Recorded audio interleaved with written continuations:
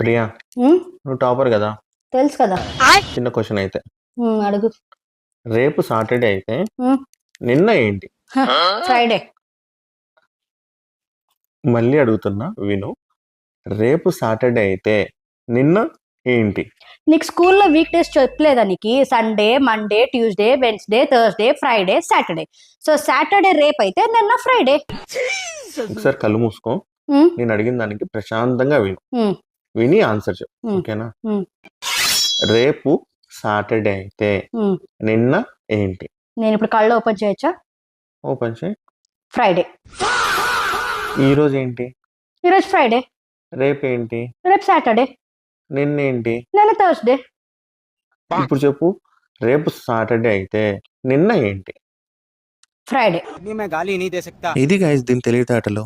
Correct answer అంటే మీరు comment చేయండి.